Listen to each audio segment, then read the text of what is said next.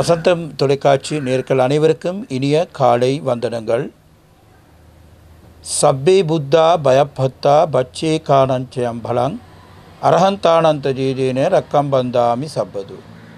இன்று 2018 9ஆம் மாதம் 16ஆம் ஞாயிற்றுக்கிழமை.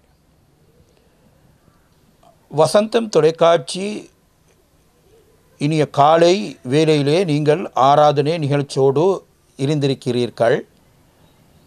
நாங்கள் இந்த காலையிலே சிறந்த மனிதர்களாக வாழ வேண்டும் என்று எந்த நேரத்திலையும் சிந்திக்கக்கூடியவர்களாக இருக்க வேண்டும்.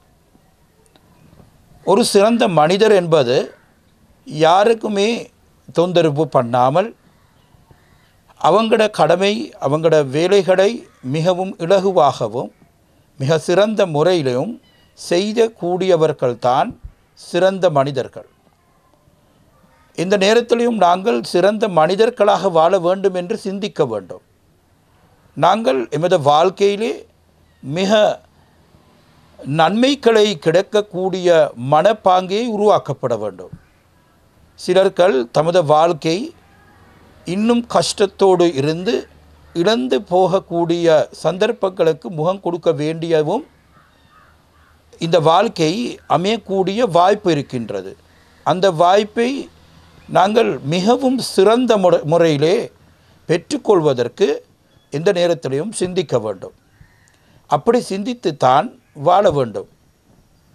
வாழ்க்கையிலே உண்மையாகவே நாங்கள் அதிகமாக எங்களுக்கு நிதி தான் தேவைப்படுகின்றது. அந்த நிதி நாங்கள் எப்படி உழைக்க வேண்டும், உழைக்கவர்கள் மிக சிறந்தவர்கள் என்று தமிழிலே கூறப்பட்ட ஒரு விடயம் எனக்கு ஞாபகம் இப்போ வந்தது. அது ஒரு மிகவும் நாங்கள் புனிதமான நாங்கள் ஒரு நல்லவர்களாக வாழ வேண்டுமாக இருந்தால் நிச்சயமாக சிறந்த மனிதராக வாழ முடியும். சிலர்கள் ஆடம்பரமான வாழ்க்கையிலே வாழ்கின்றார்கள், சிலர்கள் ஏழைகளாக வாழ்கின்றார்கள், சிலர்கள் சாதாரணமான வாழ்க்கையிலே வாழ்கின்றார்கள். இந்த 3 அம்சங்களையே நாங்கள் எடுத்துக்கொண்டால்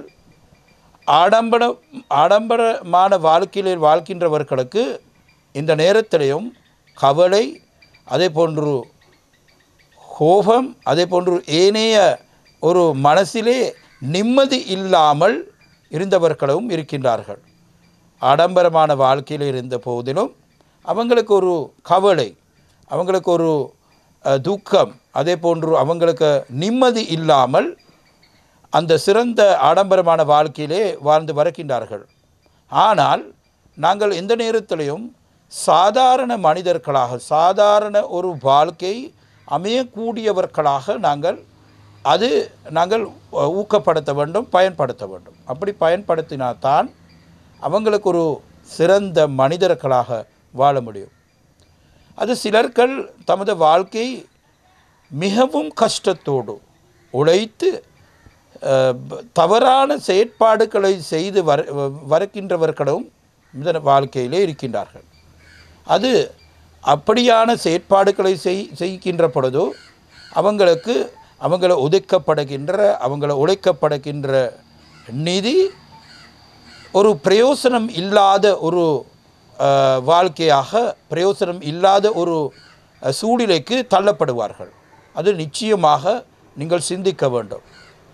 சாதாரண மனிதர்களாக வாழ வேண்டும். நாங்கள் அந்த சம்பாதிக்கின்ற பணத்தை மிகவும் இலகுவாக அது சம்பாதித்து மிகவும் கஷ்டத்தோடு சம்பாதித்தாலும் கூட அவங்கள் சிறந்த மனிதராக வாழ வேண்டும் என்று இந்த சந்தர்ப்பத்திலே சிந்திக்க வேண்டும்.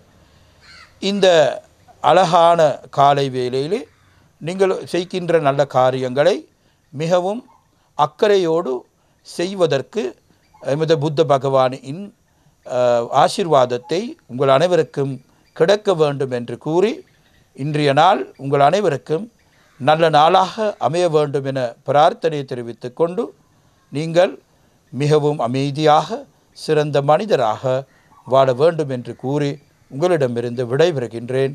நன்றி, வணக்கம். ஓம் யாசா பத்மாசனஸ்தாம் விபுலகடிதடீம் பத்மவத்ராஜதாட்சீம் கம்பீரா வர்த்தனாபிஸ்தனபர்ணமிதாம் சுப்ரவஸ்ரோக்தரியாம் லக்ஷ்மீம் திவ்யைர்கஜேந்திரைர்மணிகணகஜிதை ஸ்நாபிதா கேமகும்பைः நித்யம் சா பத்மகஸ்தாம் மம பசது கிருகே சர்வ மாங்கல்யயுக்தாம். வசந்தம் தொலைக்காட்சி நேயர்கள் அனைவருக்கும் இனிய காலை வணக்கங்கள். இன்று மலர்ந்திருக்கின்ற இன்றைய நாள் நம் எல்லோருக்கும் நல்ல நாளாக அமைந்து வாழ்விலே நாம் அடைய வேண்டிய எல்லா விதமான சிறப்புகளும் நமக்கு கிடைப்பதற்கு இறைவனுடைய பரிபூர்ணமான திருவருளையெல்லாம் வேண்டி நாம் இறை வழிபாடுகளிலே ஈடுபட வேண்டும். பொதுவாக இந்துவாக பிறந்த ஒவ்வொருவருக்கும் 5 கடமைகள் இருக்கின்றன. அன்றாடம் செய்கின்றதாகிய பஞ்ச யஜ்ஞம் என்று சொல்வார்கள். இந்த 5 கடமைகளையும் சரிவர நாம் செய்கின்ற பொழுது இறை அருளும் இறை சக்தியும் நமக்கு சேர்ந்து வந்து வாழ்விலே சிறப்பை தருமாம். இந்த 5 வழிபாடுகள் பஞ்ச யஜ்ஞங்கள்: பிரம்ம யஜ்ஞம், தேவ யஜ்ஞம், பூத யஜ்ஞம், மானுஷ யஜ்ஞம், பிதுர் யஜ்ஞம் என்று இந்த பஞ்ச யஜ்ஞங்களை குறிப்பிட்டார்கள். இறைவனுக்கு நாம் அன்றாடம் வழிபாடு செய்வது, அதேபோல ஏழை எளியவர்களுக்கு நாம் நம்மால் முடிந்த உதவிகளை செய்வது, நம்மை பெற்ற தாய் தந்தையர்கள் மறைந்த பின்பு அந்த பிதர்களுக்கு உரிய வணக்கங்களை செய்வது, வாயில்லாத ஜீவன்களுக்கு நம்மால் முடிந்த உணவுகளை கொடுப்பது, இவ்வாறு ஒவ்வொரு நாளும் இந்த அன்றாடம் இந்த 5 கடமைகள், இதை பஞ்ச யஜ்ஞம் என்று சொல்வார்கள். இவற்றையெல்லாம் நாம் சரிவர கடைப்பிடிக்கின்ற பொழுது நம் வாழ்விலே நமக்கு எல்லா விதமான சிறப்புகளும் நம்மை தேடி வருமாம். திருமூலர் அழகாக சொன்னார், யாவர்க்குமாம் உண்ணும் போது ஒரு கைப்பிடி, யாவர்க்குமாம் இறைவருக்கோர் பச்சிலை என்றார். முதலிலே யாவர்க்குமாம் இறைவருக்கோர் பச்சிலை, யாவர்க்குமாம் பசிவினிற்கோர் வாயுரை, யாவர்க்குமாம் உண்ணும்போது ஒரு கைப்பிடி, யாவர்க்குமாம் பிறர்க்கு இன்னுரை தானே என்றார். நாம் இறைவனுக்கு பெரும் பணம் செலவு செய்து மலர்களை சாத்த வேண்டிய முடியாவிட்டாலும் பச்சிலைகள், பில்வம், துளசி, அருகு, பொன்னொச்சி போன்ற இந்த பச்சிலைகளை இறைவனுக்கு, யாவர்க்குமாம் இறைவருக்கு ஒரு பச்சிலை, அந்த இறைவனுக்கு நமக்கு பூ கிடைக்காவிட்டால் அந்த மலர்களுடைய செடிகளுடைய இலைகளை, பச்சிலைகளை பறித்து சென்று சாத்தினாலே அது ஒரு பெரிய புண்ணியமாகிறது. யாவர்க்குமாம் பசுவினிற்கு ஓர் வாயுரை, வாயில்லாத ஜீவன்கள், அவருக்கு இந்த பசுமாட்டுக்கு ஒருபடி புல்லை நாம் எடுத்து அந்த உணவாக கொடுக்கின்ற பொழுது அது ஒரு தர்மமாகிறது. யாவர்க்குமாம் உண்ணும்போது ஒரு கைப்பிடி, யாராவது வசதி இல்லாதவர்களுக்கு நம்மால் முடிந்த வரையிலே ஒருவேளை உணவை கொடுக்கின்ற பொழுது அது ஒரு தர்மமாகிறது. அதுவும் நமக்கு முடியாவிட்டாலும், இறைவனுக்கு பச்சிலை சாத்த முடியாவிட்டாலும், பசுவிற்கு புல்லு கொடுக்க முடியாவிட்டாலும், யாருக்காவது தானம் செய்ய முடியாவிட்டாலும், யாவர்க்குமாம் பிறர்க்கு இன் உரை தானே, பிறரோடு நாம் பேசுகின்ற பொழுது இனிய வார்த்தைகள், பிறர் மனம் நோகாத வண்ணம் நாம் அன்பாக பேசினாலே, கனிவாக பேசினாலே அது ஒரு பெரிய தர்மமாகிறதாம். இவ்வாறு நமக்கு இந்த 5 கடமைகளை நாம் அன்றாடம் செய்கின்ற பொழுது நம்மை நாடி வருகின்ற துன்பங்கள், சோகங்கள் எல்லாம் விலகிச் செல்லுமா. நாம் இறைவன் மீது அன்பு செலுத்தி இறைவனை நான் அன்பின் மூலமாக இறை வழிபாடுகளை செய்கின்ற பொழுது இந்த 5 கடமைகளையும் நாம் செய்து கொண்டு வருகின்ற பொழுது இறைவனுடைய பரிபூர்ணமான திருவருளினாலே நமக்கு வர இருக்கின்ற சங்கடங்களெல்லாம் விலகி வாழ்வில் நாம் எல்லா விதமான சிறப்புகளையும் பெற்று இறைவனுடைய திருவருளினாலே மண்ணிலே நல்ல வண்ணம் வாழ்வதற்கு இந்த இறையருள் நமக்கு வந்து சேருமாம். எனவே நம்மால் முடிந்த வரையில் நாம் இறைவனுக்கு பச்சிலை சாத்தி, முடிந்த வரையிலே பசுவிற்கு ஒரு வாயுரையாக ஒரு பொடி புல்லை எடுத்து கொடுத்து, வசதியில்லாதவர்களுக்கு நம்மால் முடிந்த தான தர்மங்களை செய்து பிறருக்கு இனிய வார்த்தைகள், கனிவான வார்த்தைகள், அன்பான வார்த்தைகள், யாராவது நம்மளுக்கு கஷ்டமண்டு வருகின்ற பொழுது கூட அவர்களை இனிமையான வார்த்தையினாலே நாம் பேசுகின்ற பொழுது அது பெரிய தர்மமாகலாம். இவ்வாறு நாங்கள் தர்மங்களை செய்து இறையருளை பெற்று மண்ணில் நல்ல வண்ணம் வாழ வசந்தம் தொலைக்காட்சி நேயர்கள் அனைவருக்கும் சர்வதேச இந்து மத குருபீடத்தின் சார்பில் நல்லாசிகளை கூறிக்கொள்வதில் மனமகிழ்வு கொள்கிறோம். சர்வே ஜனாக சுகினோ பவந்து, சமஸ்த சன்மங்களானி சந்து. சுபம். பிஸ்மில்லாஹிர் ரஹ்மானிர் ரஹீம். அல்ஹம்துலில்லாஹி ரப்பில் ஆலமீன். வஸ்ஸலாத்து வஸ்ஸலாமு அலா ரசூலில்லாஹ் வ அலா ஆலிஹி வ ஸஹ்பிஹி வ மன் தபியஹும் பி இஹ்சானின் இலா யௌமித்தீன். அம்மா பாத். வசந்தன் டிவியின் ஆராதனை நேயர்களே, அஸ்ஸலாமு அலைக்கும் வரஹ்மத்துல்லாஹி வபரகாத்துஹு. அல்லாஹு தஆலா இந்த உலகத்தை படைத்து இந்த உலகில் பல கோடிக்கணக்கான மக்களை படைத்திருக்கின்றான். அந்த மக்களுள் பல்வேறு வகைப்பட்ட மக்களாக இருக்கின்றார்கள். கற்பர்களாக இருக்கின்றார்கள், வெள்ளையர்களாக இருக்கின்றார்கள், அதே போன்று கட்டேர்களாக, நெட்டேர்களாக, இன்னும் செல்வாக்குள்ள மனிதர்களாக, அறிவுள்ள மனிதர்களாக என்று பல்வேறுபட்ட மனித இனங்களை நாங்கள் பார்க்கின்றோம். என்றாலும் அல்லாஹு தஆலா சொல்கின்றான், நாங்கள் இந்த மனிதனை ஒரு ஆணிலிருந்தும் ஒரு பெண்ணிலிருந்தும் படைத்தோம். அவர்களை நாங்கள் குழுக்களாகவும் கோத்திரங்களாகவும் பிரித்தது ஒவ்வொருவரையும் இனம் கண்டுகொள்வதற்கு. ஆனால் அவர்களுள் அல்லாவை பயந்து நடப்பவரே மிக சிறந்தவர் என்று அவன் குறிப்பிடுகின்றான். எனவே அன்புக்குரியவர்களே, நாங்கள் ஒவ்வொரு மனிதர்களிடம் நேயமுள்ள மனிதர்களாக, நல்ல மனிதர்களாக நாங்கள் நடந்து கொள்ள வேண்டும். அல்லாஹு தஆலா ஒவ்வொரு மனிதருக்கும் வித்தியாசமான அறிவையும் ஆற்றலையும் அவன் கொடுத்திருப்பான். சிலருக்கு செல்வத்தை கொடுத்திருப்பான், ஆனால் அவரிடத்திலே அறிவு காணப்படாது. சிலருக்கு வீரத்தை கொடுத்திருப்பான், ஆனால் அவரிடத்திலே செல்வாக்கு இருக்காது. சிலருக்கு நல்ல அழகை கொடுத்திருப்பான். இதுபோன்று வித்தியாசமான அறிவையும் ஆற்றலையும் செல்வாக்கையும் கொடுத்திருப்பான். என்றாலும் அவைகளை பார்த்து நாங்கள் ஒருபோதும் பொறாமைப்படக்கூடாது. மாற்றமாக நாங்கள் அவர்களை பாராட்ட வேண்டும். அந்த அருளுக்காக அல்லாஹு தஆலா அவருக்கு அந்த அருளை கொடுத்திருக்கின்றான் என்று நாங்கள் பாராட்ட வேண்டும். எனினும் கூட நாங்கள் எல்லா மனிதர்களோடும் நேயமுள்ள மனிதர்களாக, அன்புள்ள மனிதர்களாக நாங்கள் இருக்க வேண்டும். ஒவ்வொரு வித்தியாசமான மனிதர்கள் இருப்பார்கள். அந்த மனிதர்களுக்கு நாங்கள் உதவி செய்கின்ற மனிதர்களாக மாற வேண்டும். நோயுற்ற மனிதராக இருந்தால் அவருக்கு நாங்கள் சிகிச்சைக்காக உதவளிக்க வேண்டும். உணவின்றிய மனிதராக இருந்தால் அவர்களுக்கு நாங்கள் உணவு கொடுத்து உதவ வேண்டும். தண்ணீர் இல்லாமல் இருக்கின்ற மனிதர்களுக்கு நாங்கள் தண்ணீர் கொடுத்து உதவ வேண்டும். அதே போன்று பல்வேறு வகைப்பட்ட மனிதர்கள் இருக்கின்றார்கள். அவர்களுக்கு நாங்கள் நேயமுள்ள மனிதர்களாக, நல்ல மனிதர்களாக நாங்கள் அவர்களோடு நடந்து கொள்ள வேண்டும். அல்லாஹ்வுடைய தூதர் ஸல்லல்லாஹு அலைஹி வஸல்லம் சொன்னார்கள், யார் தன் சகோதரனுக்கு தான் விரும்புவற்றை தன் சகோதரனுக்கு விரும்பாத வரை அவன் உண்மையான மோமினாக மாட்டான் என்று குறிப்பிட்டுள்ளார்கள்.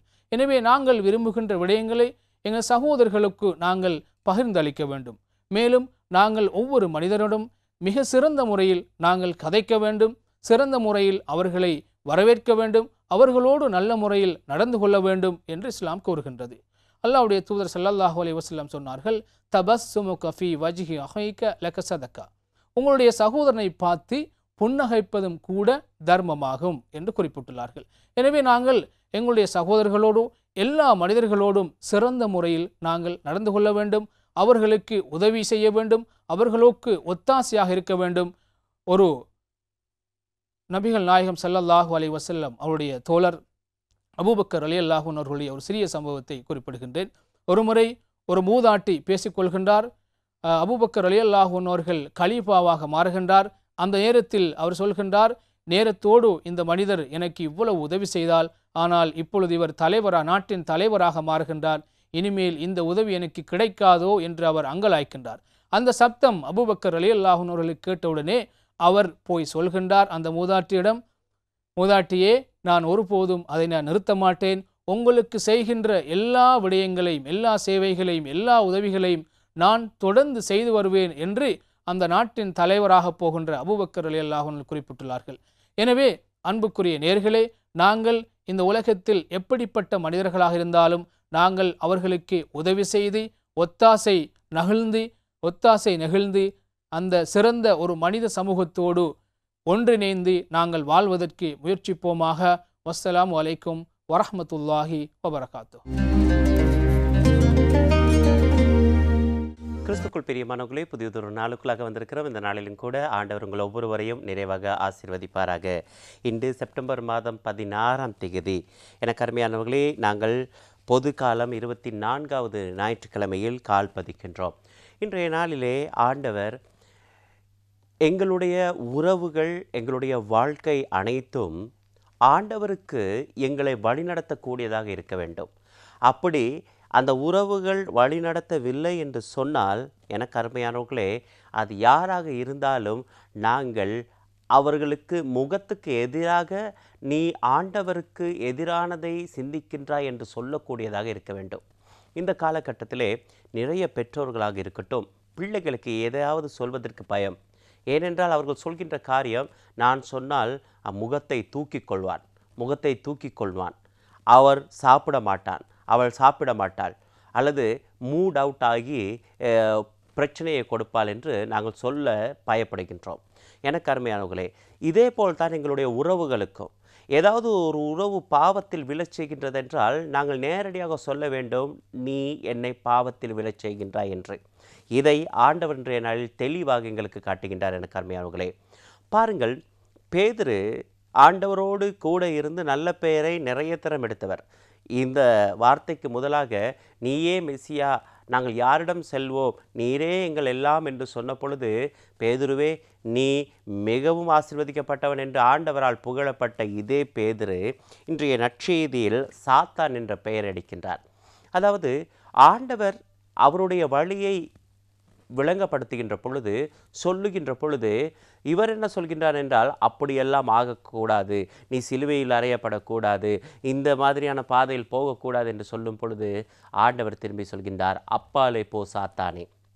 எனக்கு அருமையானவர்களே, சில நேரங்களிலே நாங்கள் எங்களை பாவத்தில் விழ செய்கின்ற, அது நண்பனாக இருக்கலாம், உறவுகளாக இருக்கலாம், யாராக இருந்தாலும் சொல்ல பயப்படுகின்றோம். காரணம் என்னவென்றால், ஐயோ இத்தனை நாள் நன்றாக பழகிவிட்டார்களே, ஒன்று போல் இருந்து விட்டார்களே, இவ்வளவு நாள் நிறைய உதவி செய்திருக்கிறார்களே, என்னோடு கூட இந்த பயணத்தை மேற்கொண்டிருக்கின்றார்களே, அவர்களுக்கு நான் மூஞ்சில் அடித்தால் போல் எப்படி சொல்வது, முகத்தில் அடித்தால் போல் நான் எப்படி சொல்வது, இதுதான் நாங்கள் சொல்கின்ற காரணம். எனக்கு அருமையானவர்களே, இங்கே பேதுரு ஆண்டவரோடு நெடுங்காலம் பயணம் செய்தவர். 3 வருடங்கள் அவரோடு இருந்து அவரோடு பயணம் செய்து உண்டு குடித்து மகிழ்ந்த மனிதன் தான். ஆனால் ஆண்டவர் இயேசு பாதை என்று வருகின்ற பொழுது, அவருடைய பயணத்துக்கு தடையாக வருகின்ற அந்த எண்ணத்தின் போது பேதுரு 3 வருடம் இருந்தார் என்றோ, ஏன் இப்படி சொல்கின்றாய் என்றோ கதைக்கவில்லை. நேரடியாக சொல்கின்றார், அப்பாலே போ சாத்தானே என்று. அப்பாலே போ சாத்தானே என்று. நிறைய உறவுகள் நாங்கள் பாவத்திலிருந்து விலகி வர முடியாத படிக்கும் ஏதோ ஒரு சிக்கலில் இருப்பதற்கு காரணம் என்னவென்றால், இந்த உறவு பிணைப்பு. நான் எப்படி சொல்வது, சொன்னால் அவர்கள் என்ன நினைப்பார்கள் என்று. எனக்கு அருமையானவர்களே, யார் என்ன நினைத்தாலும், யார் எப்படி பண்ணினாலும், நாங்கள் ஆண்டவருக்கு எதிரான திட்டத்தை கொண்டு வருகின்ற நபராக இருந்தால், எனக்கு அருமையானவர்களே, நாங்கள் நேரடியாக அதற்கு சொல்ல வேண்டும், இல்லை நீ எனக்கு எதிராக இருக்கின்றீர் என்று, நீ எனக்கு எதிராக செயல்படுகின்றீர் என்று.